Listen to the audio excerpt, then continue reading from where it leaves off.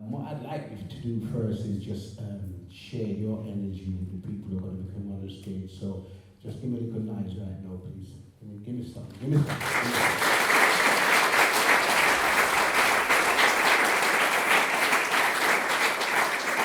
I do that because when you give energy, then energy comes back. Energy comes back. We're going to explore the sound system history of Leeds from Jamaica, where most sound system originated, or where they're all around the world now, all the way to Leeds and all the way to some sound system royalty. By the way, we'll get to that part later. On the stage already we have a brother called Dudley Chambers, but he's known as Bye-Bye. Bye-Bye. So when Juvin and them man was doing their thing, them man was doing their thing here in Leeds. So let's put your hands together for Bye-Bye, please.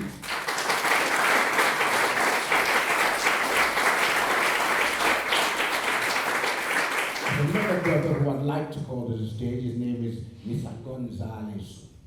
Could you come to the stage, please? Come on, man. Come on. Take that seat. You say you don't want anyway. First things first. So bye-bye. Yeah, so tell us a little bit about when you were in Jamaica first and then how you made that transition to come to England and start playing music. Well, I used to play with V-Rocket. Who know V-Rocket? Yeah, we know. Yeah. We're going to talk about that later. He was at Manchester Square in Kingston 1. He used to play at a dance hall called Caterer. Yeah. And I used to play for him. And then sometimes we would play at Avenue Crescent. But he was a son that he never played at a big place like Forester's Hall or Jubilee. He played at special places, but he was a top song. And then I leave and come over England and I start to play. I get a son about 1963 and I used to play at party, but down basement or front room party. And that time Bluebeat never hit this country yet. It was pure R&B, Fats Domino, Smiley Lewis, and all these Light Price, Ella Fitzgerald. Those were the records we was playing those days. And to about 1967, the Bluebeat started to come. But it used to come as Valency. So if you want any record, you have to order it from Valency. And then you start playing music. I used to play down Avenue Crescent and I play on a few house parties, but mostly Avenue Crescent and Hilton Road. And those days, people used to fix up this basement. Because Friday night, most people never have any system in their people used to use a thing named gram. Yeah, some people still have gram by But gram in those days, you can put 7 records on top. You remember that? Yeah.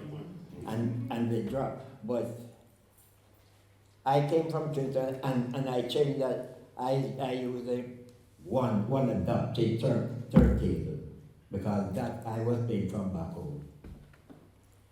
And then you used to have Count Roy. He was the king. He used to play at a club named Chin at Chapitown Road. And then the other one named Sylvester. Who knows Sylvester? Yeah. Yeah. And then the next one, Count Roy. And it was a team of us. Some play at 101. I used to play at Avenue Present. Count Roy play at Chin. And sometimes, who knows Stringer? Not well. Well, I played Stringer a few times when Ken was there. No, Ken. And when Ken, I played a few times with Leeds-own there. And it was, I used to play at Ellis Road, Avenue Crescent, and Eastern Road. And sometimes I may play at other places. When they say, I think it's not a good party now. They call it basement party. Then after it starts, then Shubin. And then now the Blue Beat record was coming over to Valencia. And at night at 12 o'clock, we used to sit at the radio and listen what Luxembourg shoving over. And when you hear a hit tune, you take out your pen and you write it down. And I used to stand for my record at 103 Orange Street, Beverly Record Shop. Check it out. There I used to get my tune from. And then Blue Beat used to, every Saturday night, a party, or sometimes 6 party on Spencer Place. Showbrook. People with them Brahman thing and do all of it start to play. So, Baba, can I ask you, when did things change for you with your sound system journey? When did you end it, and how did things change? Things changed from when Island record start to come over. People start to drop the R&B record. Then they start Blue Beat. And then Ska come in. And then after Ska, reggae come in. But before that, you would have a music called Mento. Who know Mento music? You used to have Mento Blue. And then Island come. Then people used to play music at their house, but the best thing was the sound, because you could have a speaker upstairs, a box upstairs, and a box down the stairs. That's where the amplifier come in. But in those days, what you use, we never use those. We use amplifier with valve. So when you're going to play at a record, you're going to play out tonight, you have to carry 2-stair valve. Because the valve may blow, but no, it's transistorized. Different thing from our days. Different thing. And the record, what we play, is 8-track, mono. But you play stereo now. Yes, we play 8-track mono. And sometimes you will play, and you have to play about 30 records. Then you change the needle. You don't do that nowadays. You see, that's why when you play a 8-track record now, you hear the static on it. Because if you play a record, I could tell you, well, that you need. But now you use a different thing. Yeah.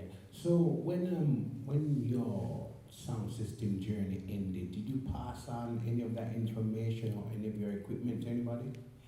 No.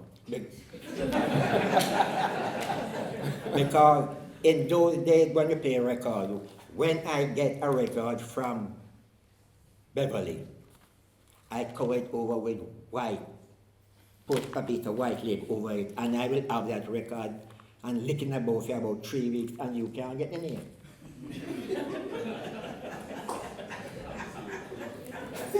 Yes, yes. So There was no Shazam then. you can get in it, and your record, through we playing down the basement, we always mark X on the record because you have a B side and the A side. So you know the side with the X is the top tune. So because it's a basement, isn't it? Sometimes paraffin lamp down there now. So, and just the amplifier light. You have to make sure that one go is there. But the only thing with their American record, the center is out. So you have your adapter in, so you can't find the whole straight away. But when the island and blue beat come in now, it come in with one hole. Mm-hmm. And then sometimes the island, they used to take out the middle because the person don't have the turntable what I have the center. But the people who play drum have to use the middle because when one tune play, you pop, the other one drop on top. But we have to change over. So that and then all things start, one sound used to come on and things like that. But they playing what you play now, you play stereo record. What we used to play 8-track. So before I let you go, I'm going to let you go shortly, but I just want people to get like a foundation of the sound system era here in the UK and in Leeds from Jamaica. What did you see that was different when you came from Jamaica and started playing music over here? There never much music. The people who were playing music were playing the record what we were playing back home. Fats Domino, Smile Lewis, and those things. You see. It's the same music till when Prince Buster them came on and started. And in those days, you would just run the record shop. And if you want a good island record, you have to set up in the night, listen to who remember Luxembourg? Yes. You take out your radio and when you hear a guy say, "What? This is from Jamaica, this is that," you write it down. And the first thing when you work and coming home, you go to Valencia and get that record. Mr. Chambers, can I just say thank you very much for that window into our foundation. Thank you, Guru.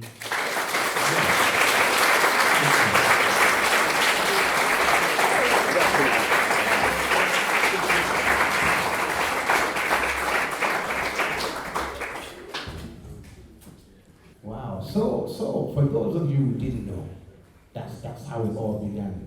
Because them used to call them Shubi. But they Shubi, yes. But anyway, do you know the Irish have a word that is similar? But anyway, that's another story. Those parties started for a couple of reasons. One reason was so that we could pay rent, because you charge money and sell food and etc., etc. The other reason was that English people would not let us into their town centres. One of the first sounds that were allowed in any city centre was Jupin and Lightcocks in London. In the West End, they used to play the club called the Roaring Twenties. And from those foundations down there, they spread across the country. Across the country, then we had sounds like Sir Cox, Quick City from Birmingham. King Edwards. King Edwards. Yeah, because those days when everybody was a king, a count, a prince, a baron. Duke Green. Yeah, Duke. They had those kind of names. Yes, sir. So what I'm gonna do first. There's no more called Lord, you see, yeah, there was many lords also. 10 lords leaping, those kind of things. You know that goes. What I'm gonna do now, I'm gonna introduce you now to a couple of generations further on in the story. I'm going to introduce you first to what I call this generation, ruling nation, reversion, that's a different thing. Anyway, I'm going to introduce you to a young man who's up there. If you look over this, that's how he used to look. Could you put your hands together for Iration Steppas? Mark Iration.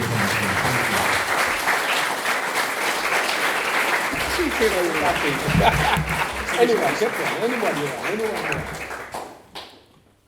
Next up, see now, one of the things that people fail to understand, we have a strong foundation in that's a rude, in women as part of our foundation for this culture, for this music. There were many women producers in Jamaica, and the first lady of sound system in the UK, for those who didn't know, also had a sound name, V Racket. And she will tell us about her foundation. Could we put hands together for Lady V from V Racket?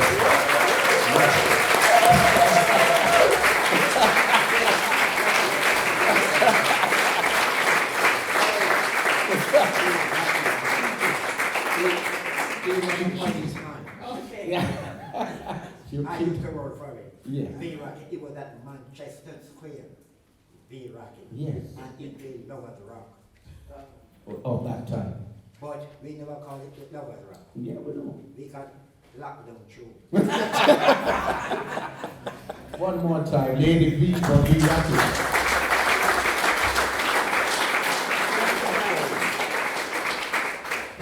Yes, get who am I? Down to the nitty-gritty. I think I'll talk to Mark first, because Mark would have been inspired by people like Lady V. Because when Mark and I are similar ages, like 25 each. And V-Rocket and such sounds were the sounds that we used to come out and inspire us. So Mark Iration, tell me a little bit first about your sound system journey. Yeah, well, I was always a selector back in the days.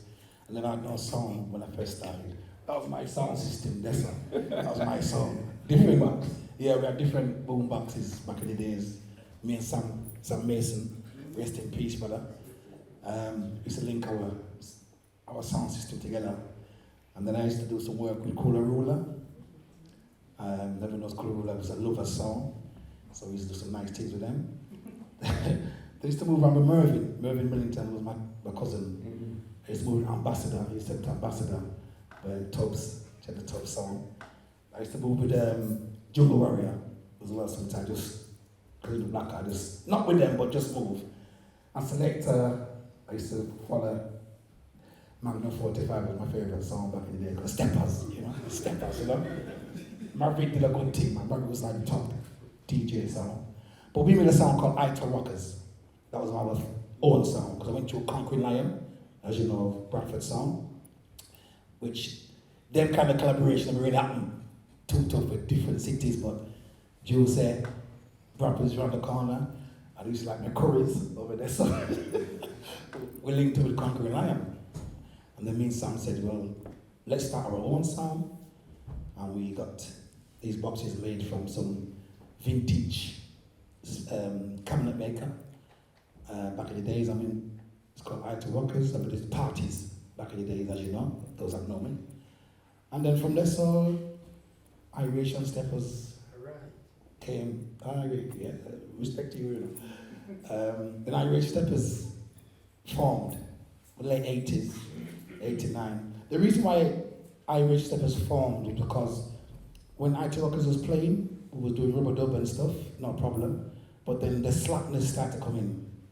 And you know what I say. I did like the slackness. I'm a humble man, I'm a roots and culture man, as people know me. So that's why I just said, yo, make her go into the roots, and my first love is roots and culture Steppas. So we just went that way, and then from there is history, which you can ask about later. Yeah, thank you, Mark. Okay, we can applaud him for that.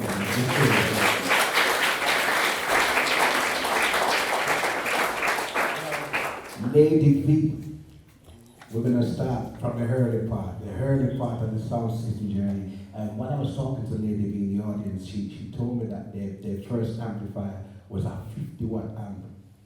Because everybody believes that sound really start with big 5 and K8, but that's not how it begins. So tell me about the beginnings of V-Rocket in the UK. Well, I've learned something today because I didn't know Mr. Chambers was right here in Leeds. Yeah. Listen, So, how... he was a policeman. He was at Manchester Square, Kingston 1. Yeah. And he used to play at caterer. He used to play, I used to select and play for him. Okay, so basically, my late parents used to listen to V-Rocket in Jamaica. That was their sound That's right. that they used to party to. Yeah.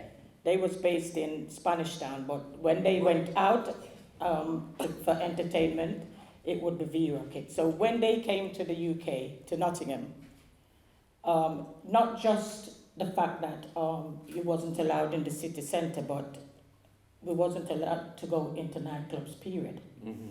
So they started up a 50-watt sound system, and it was a no-brainer for them. They called it V-Rocket. Yeah. Because that's the their sound that they used to follow back in their time in Jamaica. So it started off as a 50-watt sound system. I came to the UK with one of my brothers, 1966, to find what we'd call a little component set. And they used to keep their local thing in the community in Nottingham.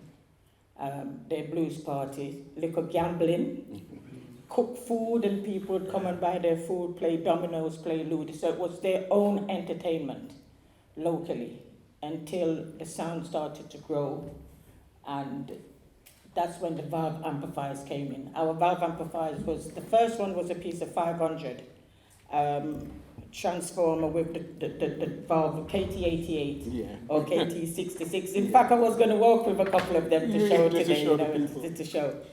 And they was actually built by a gentleman called Lex the Giant, who now resides in America. But he was based in Birmingham, and he was responsible for building valve amplifiers for people like Jungle Man for Quaker City, Duke Ally. Mm-hmm. So I used to travel over to Birmingham as a schoolgirl with my dad when he was going to get the amplifiers worked on if they'd broken down. I used to travel with him. So I started to sort of learn the trade from school days. Mm-hmm. I grew up with my brothers and their school friends. My sisters then left home at a youngish age. So I was like one of the boys then, so to speak. So when I left school, waiting to go to college, they used to come in and they're complaining that they didn't get paid, things was not quite organized, and I decided to say, let me be an agent. I'll take the calls, do the bookings and stuff. And that's where my input started from just after I left school. Wow. I knew this mic wasn't working, but I'll just talk now. Can I carry it?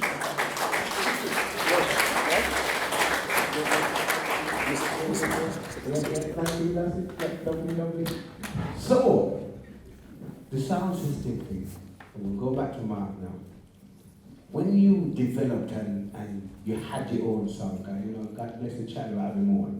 When you had your own sound, how did you then transition to the part where you're going out and playing in different towns and doing different things? So how did that happen?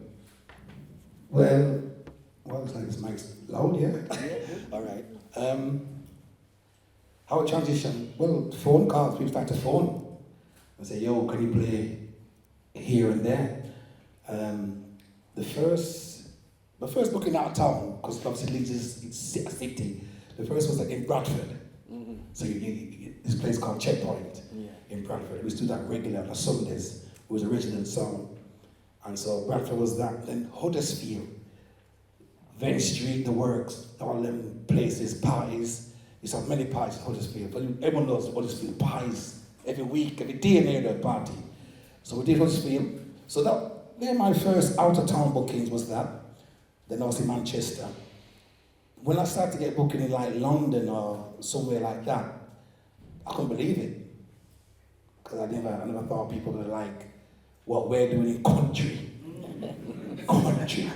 Because down in London they call it country. Yeah? Yes. And I was like shocked that they want a country song that to play down here. Anyway, so we played Abashanti and Ja Warriors in this dance called Asatawan Center. There's a mad story about that. It's on the actual documentary, by the way. So Yeah, for those who don't know, Mark has a documentary film out called In a Vanguard Style.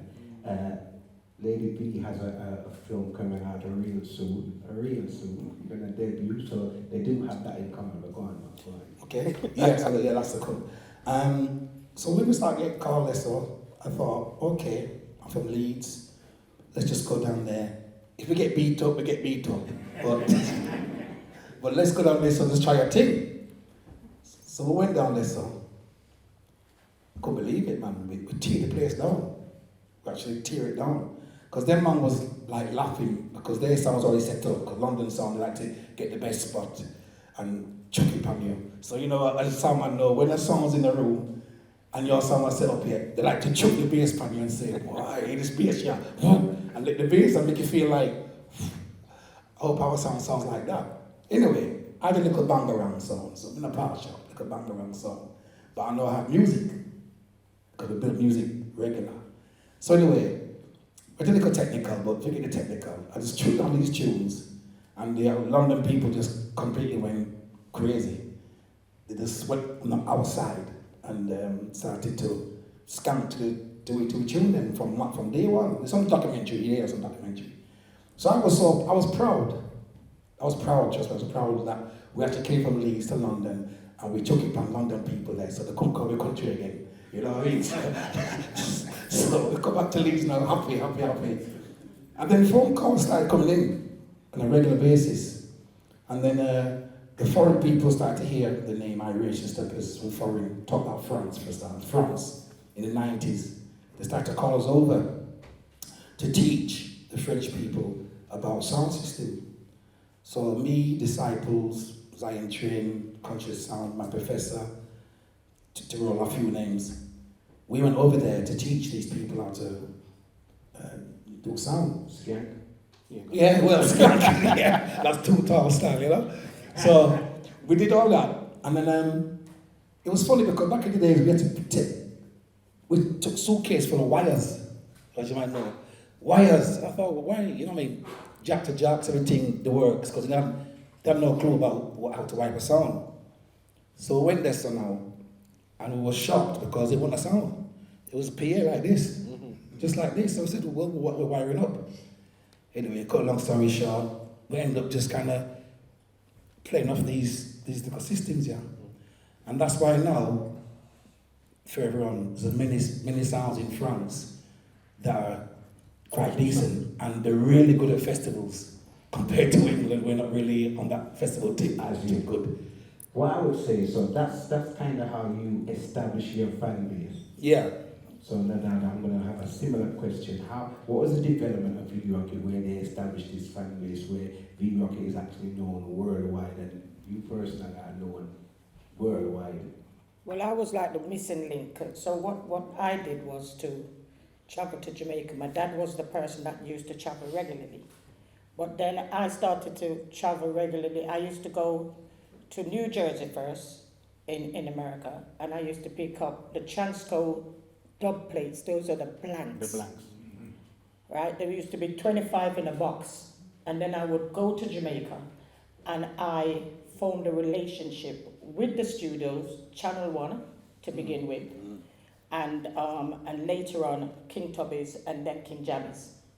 And also to form a relationship with a lot of the artists. So we used to get specialized dub plates that was unique to just V-Rocket, as well as bringing in regular 45s. Disco Mix came in at that time. And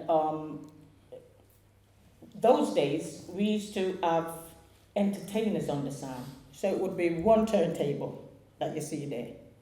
You'd play the A side, which would be the vocal, and you'd flip it over to the B-side, and we'd have live entertainers that would either sing or DJ on the B-side. Tell me who your key entertainers were at that time. Oh, we had our main local DJs, but what I used to do, I used to invite different artists to come into the UK every month. We used to have a massive rivalry with the London sounds, especially Saxon. Yeah. And Saxon had the Tipper Iries and the Philip Levis and those guys. So to be able to live with those guys, we was a UK-based sound, but we had a Jamaica flavour. So the V-Rocket flavour was like bringing Jamaica to the UK. So our entertainers would come in and we would have that hardcore Jamaica vibe. Whereas people like Saxon had their own style. So this is what we did. We started to bring over many different artists as well as our local artists. We had Penny Irie, we had Teacher Desi, we had Edgington, right? And we used to play at many of the places. In fact, I was saying when I got here that at one stage, my late brother based the sound in Chapeltown in a house for weeks on end. And my mum had to get a Luton van to bring it back to Nottingham. So it almost became a Leeds sound. So that's where our fan base, that relationship that we developed with the studios in Jamaica, the artists in Jamaica, and the rivalries with sounds from Birmingham, rivals with sounds from Leeds, Manchester, basically the UK wide, because those days it would be not only who's playing the best selection of music, but who had the best entertainers and who had the best sound system. And of course, you know, those things, it comes with fashion as well. Yeah. So you have to have I see the Gabici and the pleated skirts and things. Your crew had to be a part of the whole thing, the latest hats, the beavers and all the things. So it was a great journey. So that's where our fan base came from, you know, bringing in regular entertainers and having all the latest music coming in every week. Yeah, you spoke, Mark, about why you changed from Ital Rockers to Iration Steppas. You were talking about how the music evolved. How have you seen yourself evolve as a sound man, sound person, sound system teacher? It's quite easy. I just love it. If you love something, you put effort into something that you love. It's like you're gonna go dig a garden all day. I mean, I like gardens, dig it. I mean, I go dig garden. Sound system, yeah. You just, if you love something, you put effort into it. And that's what I've been doing from day one. My mom told me enough stories when I was young. She saw I was going to do something in the sense of music. So, music for me is quite easy. It's quite easy for me because I just love it and I'm into it. So, the development from there, I mean, looking at these guys here, I mean, there's enough song on the side here. I grew up with all these songs on here, and I respect them from a long time because, you know, you got to learn from somewhere and then put your stamp on what you're doing. So me doing those Iration Steppas, I'm proud to represent Leeds because I was born in Chapeltown. So every time I go anywhere, I just tell people I was born in Mexborough, blah, blah, and I represent Leeds. So me going all over the world, I'm always mentioning Leeds. And people know about Leeds now. It's like near Manchester. You know, they don't say that. Is it near Manchester? And I know why they say that, because of football. I know why they say that, because Leeds was, you know, in the 70s it was tough. Then we went downhill and back up again. Now we're there again now. We're there again. So they always mention Manchester, and I was sick of it, man, Manchester. I said, no, Leeds, man. West Yorkshire. We're there. So then I teach them that. So I'm proud to mention Leeds everywhere I go. And they start to know who Leeds is and what Leeds is about. So yeah, as for the DJing wise, I was taught, I'm a guy that watches and learns secretly, and then put my stamp on what I'm to do. Yeah. And people are actually doing that right now with me. All the youngsters all over the world are copying Mark Iration, which is, I find strange, but I understand why, because I follow these guys, look to these guys and put my own stamp on what it is, so yeah. speaking of stamp, if you mention Nottingham, Yeah. the first sound that comes to mind is B-Rocket. So how do you believe you have represented your town? Well, Floyd, I always say this. When we speak of Nottingham, we speak of Nottingham Forest. Yeah. Brian Clough. We speak of Robin Hood.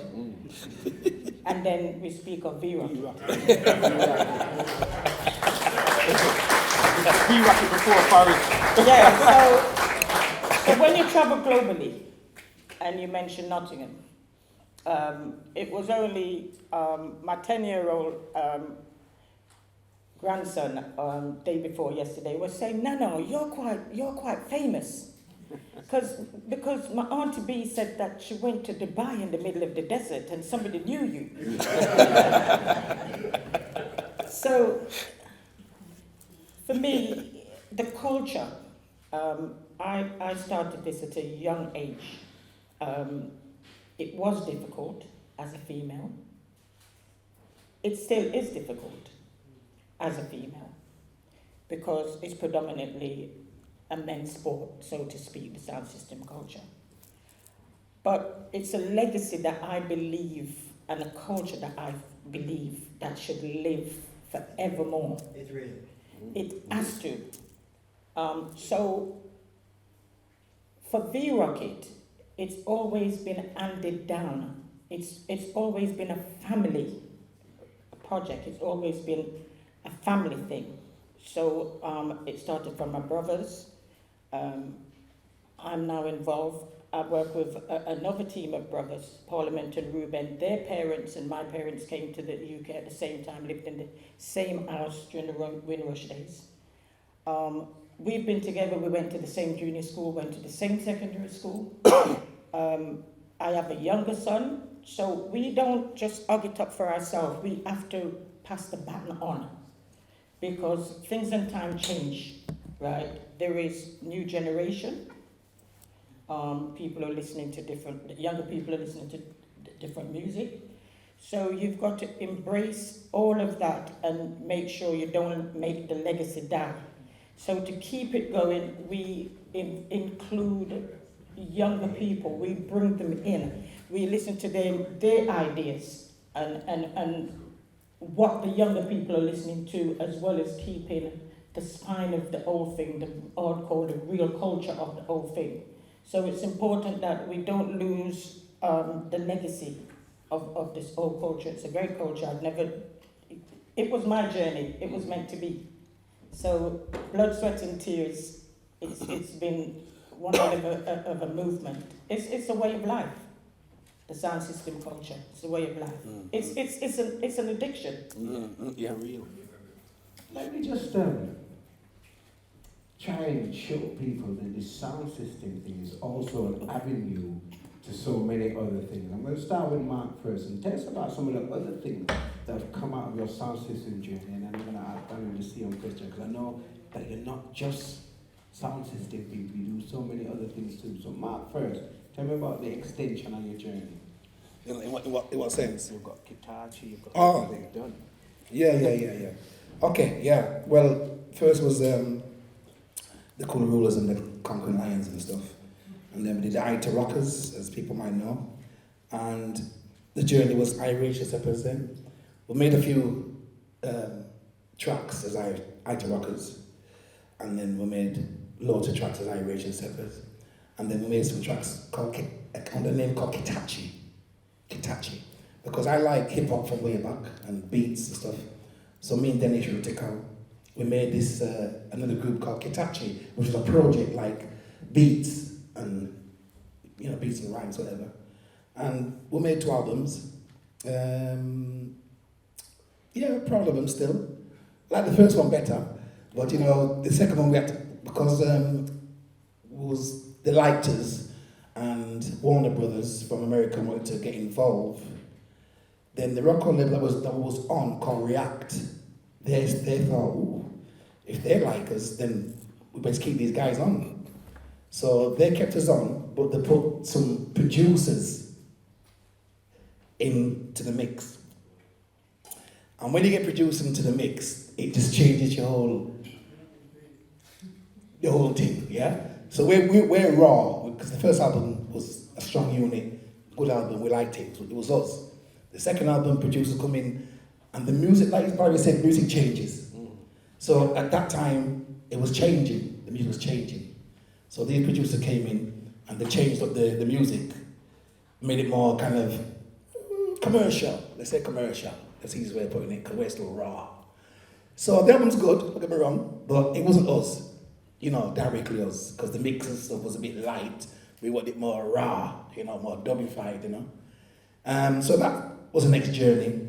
And then obviously, with the Iration Steppas, when we changed the music scene by bringing different kind of instruments through the 80s, when I like my house music and hip hop and stuff, I wanted to bring in different sounds into the dub, which we did. And it worked. And the albums influenced so many people. Up to this day, I'm still shocked of who it influenced, And so I'm proud of that as well. I'm proud that happened. So to make people get influenced through something that we're just doing naturally, it's a blessing. It's a blessing, so I'm kind of proud of that still, yeah. Lady V, I know that you're not just be rocking. I see the reggae girls, and tell us a little bit about the extension of your sound system journey. Well, we felt it was important to create a brand. So we used to do a lot of stage shows, bringing in artists and doing stage shows at the Marcus Garvey Centre, toured them around the UK, Birmingham, London and such forth. And then I realised for about 15 years we'd lost the competitiveness of sound systems competing against each other.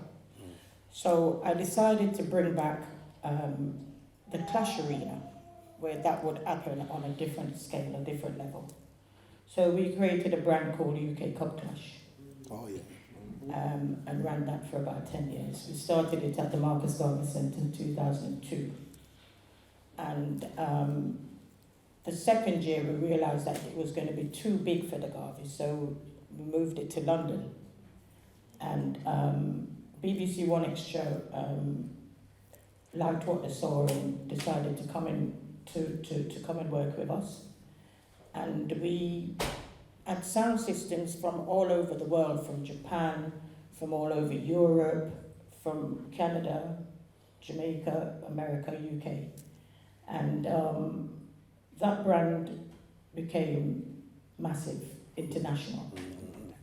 And then we created offspins to it. So we wanted to have younger sounds that didn't have that platform to for people to see them globally. So we started another thing called Winner Takes All, and we invited younger sounds to take part in that, and the winners would either go to World Clash in the US and compete at UK Cup Clash. So we created a brand for the sounds to compete. We had the last one in May at the O2 Academy in Birmingham that attracted 3,000 people. So that's, along with stage shows that we keep, Full 100 and Rewind Fast Forward, where it involves people like Taurus Riley, all the big name artists that you can think of, we try to bring them in to create entertainment. So different to the sound system going out and play out, we would do stage shows and we would do sound clash events. Thank you. Can we get some applause for you? Well done. Typical of a sound system man's arrival, we have somebody else to join us on the stage. Could you guys together please for Skully from Maverick?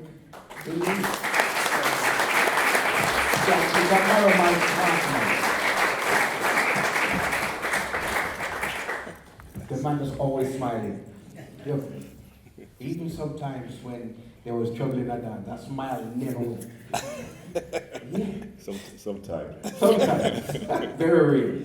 So Skully, I'm not going to go through everything, but there's a little bit about your sound system journey from then, not quite till now, but from then, them time then. Wow.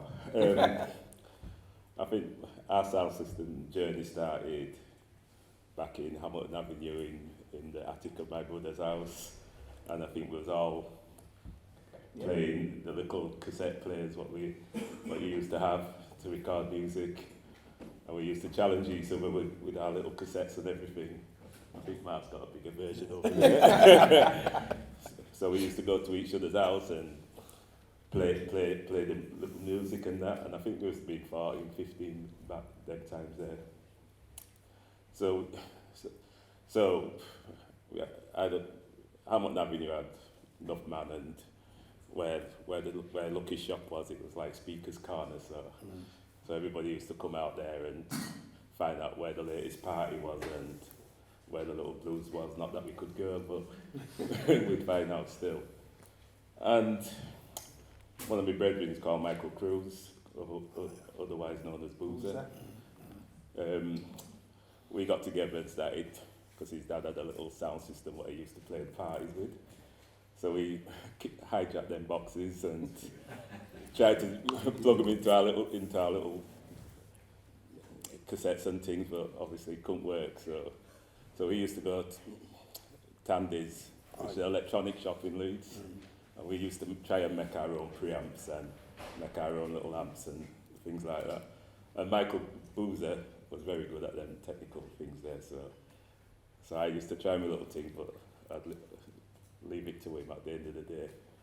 And as time moved on, you know, we wanted the sound to play out and do things, but there was nowhere for us to play because we was only 16, and back in 1976 everything was for over 18s, so we get excluded. So we used to go to a little youth club called Studley Grange. And Studley Grange had dilapidated, and we managed to approach Burton's, the big company back in the day, and they gave us some money and we fixed up the building, DIY all the electrics ourselves, and that's where all the little sounds in Chapeltown, Channel 1, Maverick, Acrylic, Manassas, all the little sounds started coming, playing side by side. I remember a little clash in Studley Grange with Manassas and Fidel, and I'm looking at his record, seeing what he's playing, and he's looking at my record, so we used to start black out our little 70s. So you see, that wasn't you.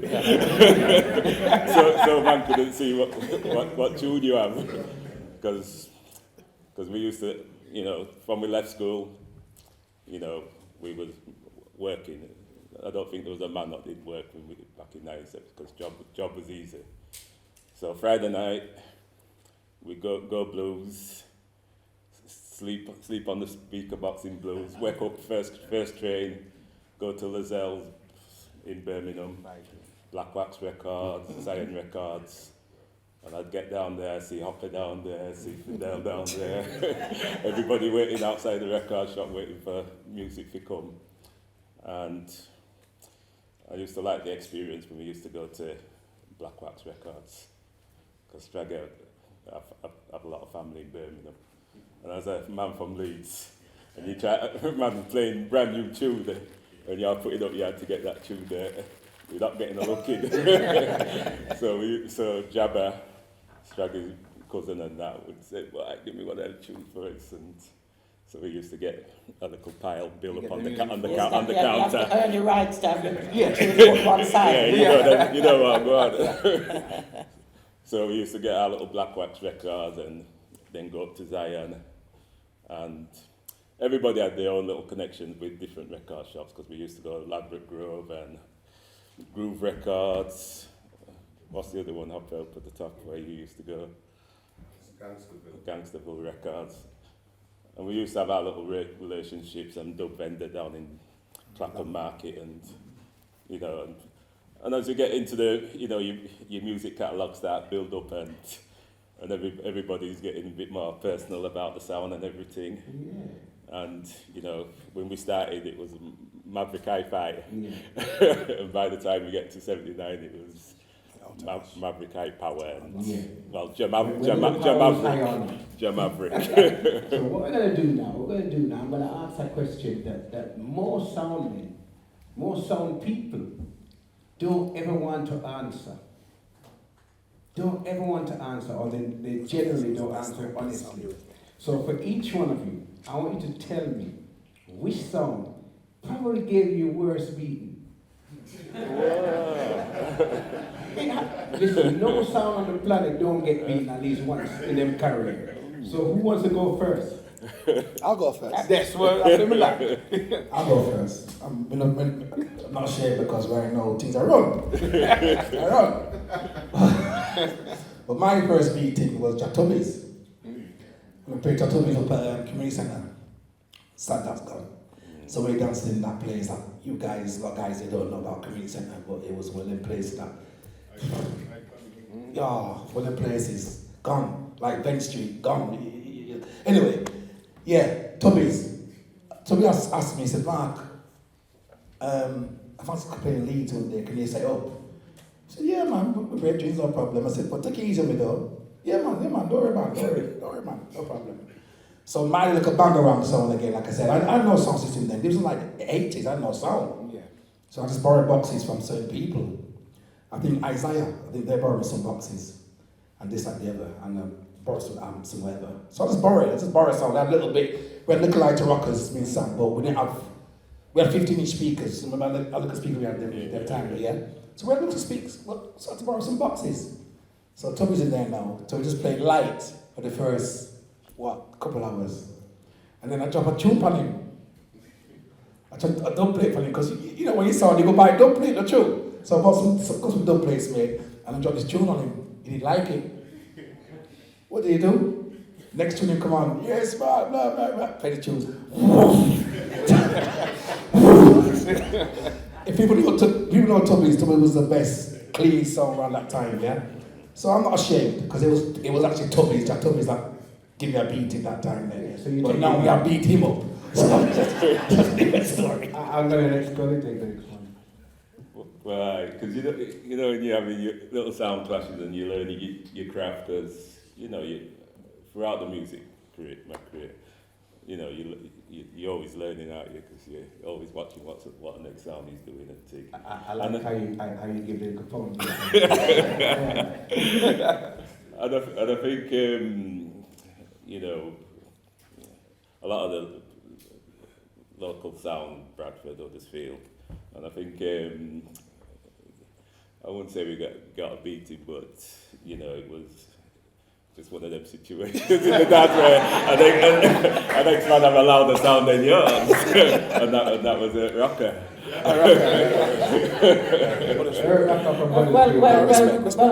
Well, Fluid tell me say V-Racket going on good beating. That was a different That was later on. Like I said, yeah, learn. Lady B. Well, along the way, if you turn out to be a good sound, you have to get thumb up. Yeah. Not once, not twice, enough time. It could be musically. I know we got a good lesson from Quaker City. He was one of the best playing sound in the Midlands when it came to quality. And we got a good schooling. My selector in the documentary that's coming up soon, it tells you about that schooling from Quaker City. So we've had our good share of slap around, and we've given our good share of the same thing. And that's what makes it competitive. You know what I'm saying? That's the gear. Yeah. Yeah, so you have good nights at the office and bad nights. Yeah. The funny thing, Especially when your son broke down. Yeah. Worse. Yeah, you're playing good and you're doing good and you say, I'm coming away with the trophy, and the next minute, to a valve blow. Yeah. And you don't have a spear. Or the legal broke. Yeah. And you don't have a spear. Funny thing is, you know, Sarah Cochran said Quaker City did the same thing to him. Same thing. Always trouble with the spear. What I'm gonna do now, I think there's a mic. There's a spare mic, and I wanna send some questions. I want some questions from the audience. So give me some answers. We can go first. Walwyn's got the mic. So anybody wanna put some questions to the panel? Don't be shy, let's give it a try. Yeah, don't be shy. Don't be shy. This is family here. Don't worry about nothing. Don't be shy. Go ahead. That's what I like. First off.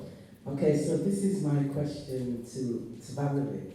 As a female entrepreneur in the sound system culture, which is very, very rare, there are some female sound systems around today that have come across Leeds-own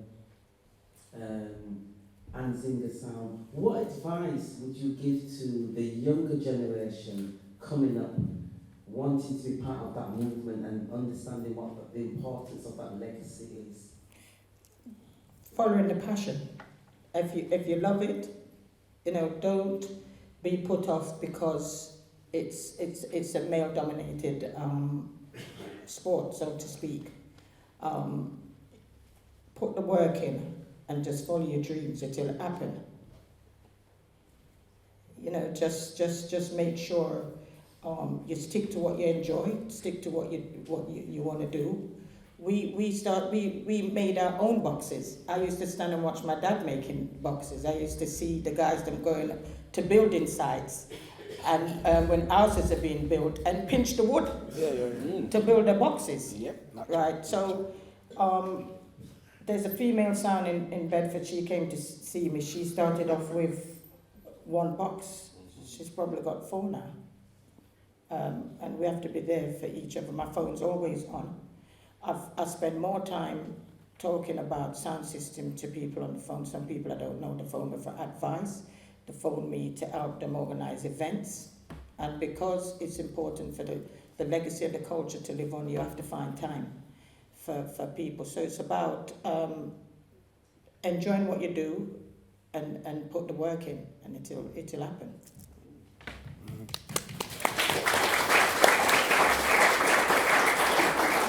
This is to all of you. Who built your first preamps?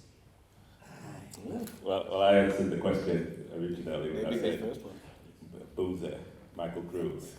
We had our little attempts to build it ourselves, but Michael Cruz was on it and he was studying to be an electrician at the time. So yeah, it was Michael Cruz for us. All right, before you finish, who built your best preamp?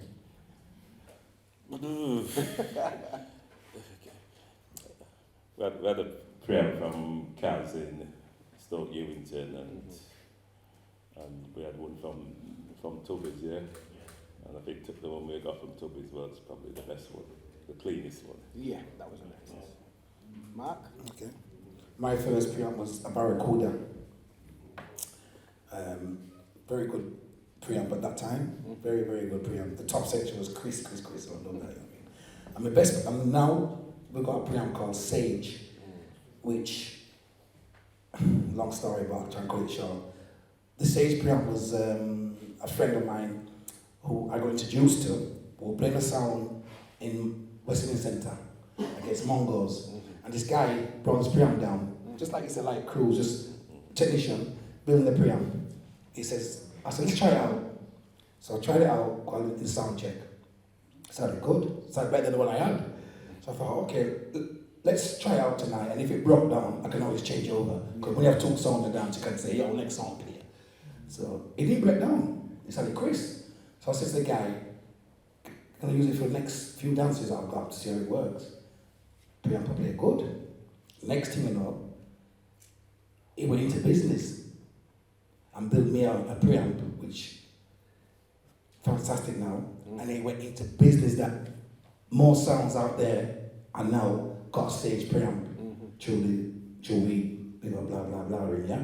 So Sage, he stopped now because he got too much. So it's just him by himself, so he got too much, so he had to stop.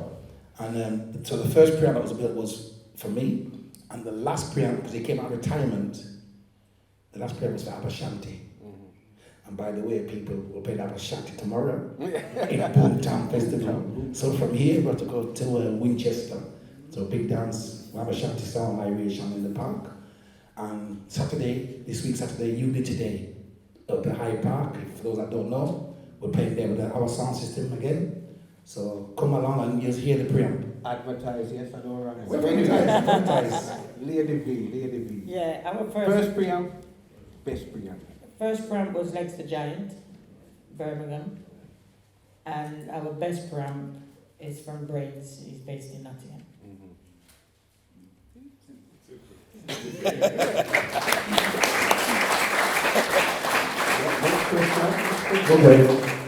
Okay, well, most of us here are sound system owners, selectors, radio DJs, radio personalities. We're involved in the sound culture for the longest time. And every songman thinks his sound is the best. Out of all the songs that you've heard of, who do you rate? Which song do you guys rate as a quality sound out there, and why? Are we talking currently or wherever? Yeah, even over the years. Over the years. I know what yours is. Well, for me, Quick. it would be Sir Coxon. You know, because, you know, I've travelled far and wide to listen to Sir Coxon. Excuse me. Yeah? You're talking about Coxon. Which Coxon? Coxon in England or Coxon in Jamaica? Light London. Coxon, out of Brixton, London. You're old enough for that. Yeah, because I was fortunate to spend a time moving around with the sound and going to gigs and things like that. So picking their brains and trying to learn the craft at the same time and try to build out what the vibe that Maverick had at the time to bring to the people. So yeah, Coxon for me, like Coxon for me. Well, for me, it's easy.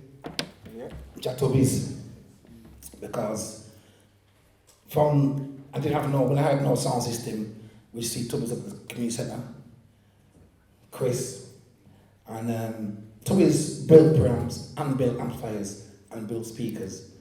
We played Tubby's, I think last month it was. Still got a Chris sound, but our sound is stronger now. I don't know advertising, but we are playing Tubby's again in October in Leeds, by the way, at the what's that place playing at?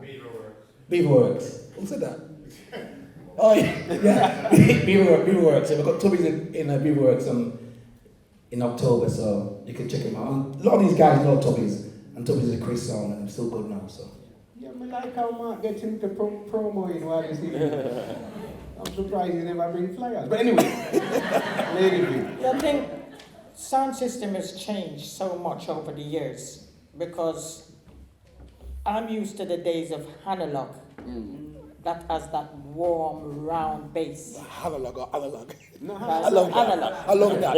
Analog. They're analog. I love that. Right? So, for me, the days of good quality sound, authentic sounds, when your sound system was being built by our people.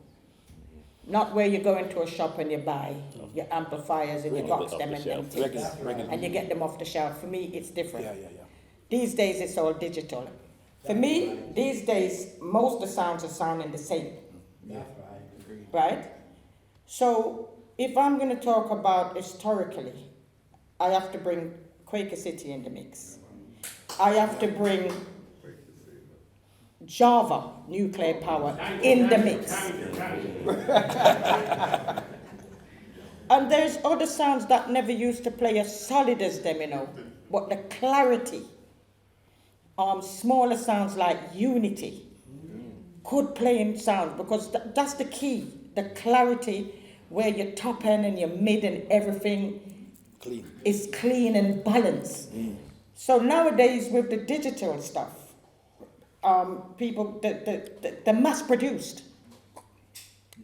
For me, we are part digital and we are part analog, so it's about having that slightly different sound to everybody else. So people's pushing crazy power.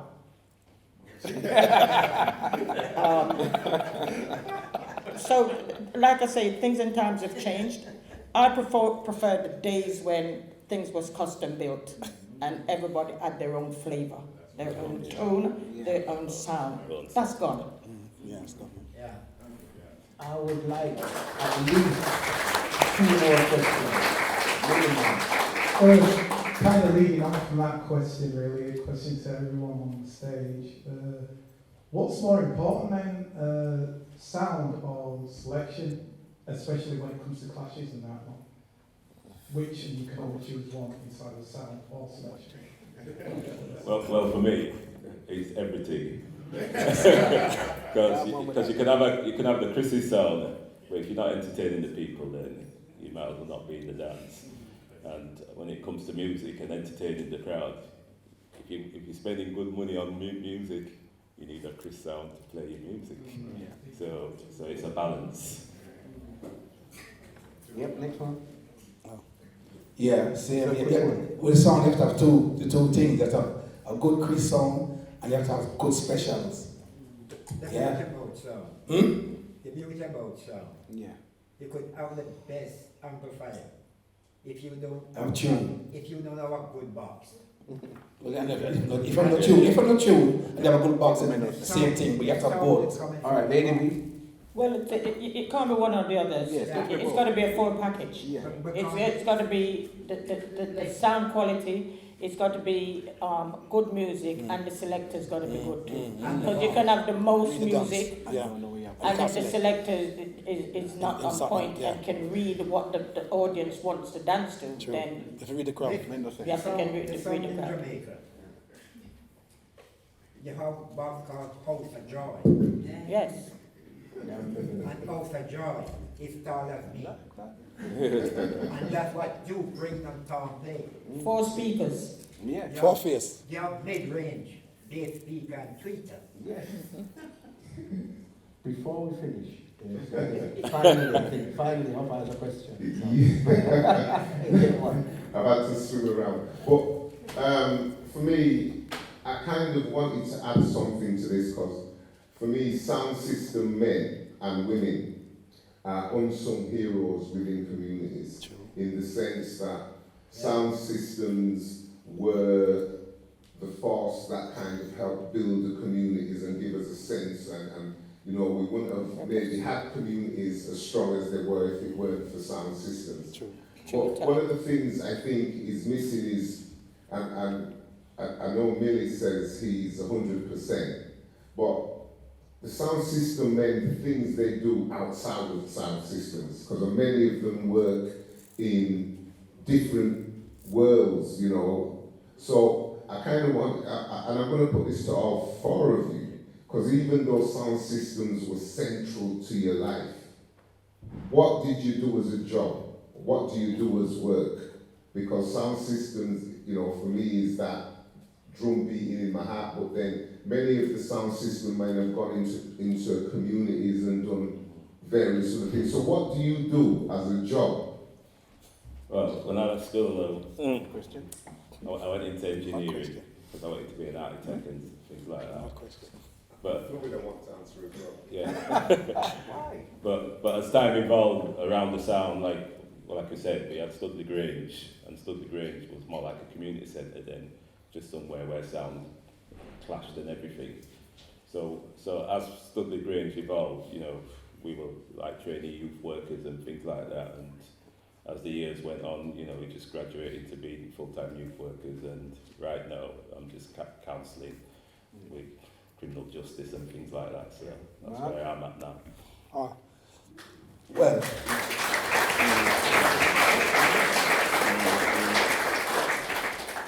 Well, back in the days I was a panel beater with my cousin Mervyn, but now I'm just lucky, it's just music. I got a studio, sound system, live, and all that thing there, so my life is just music. Simple. Exactly the same thing as Mark.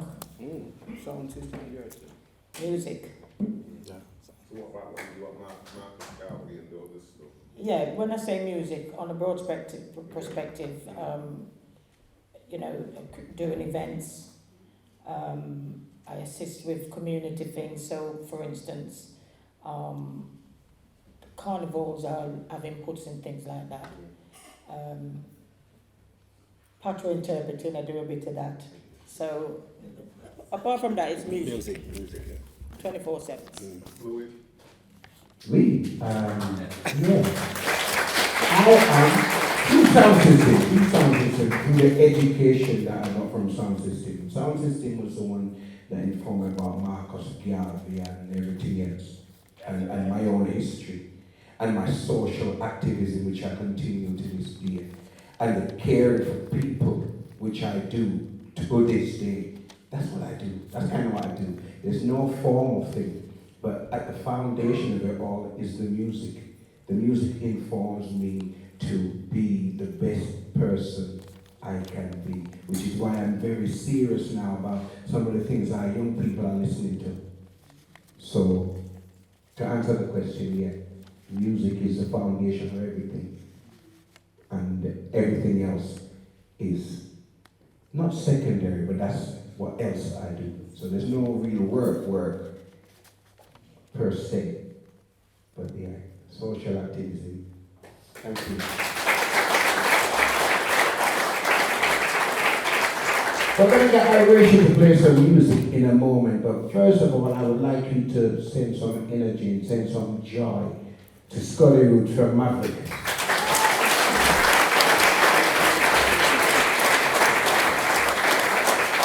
Mark Iration from Iration Steppas. Lady Please from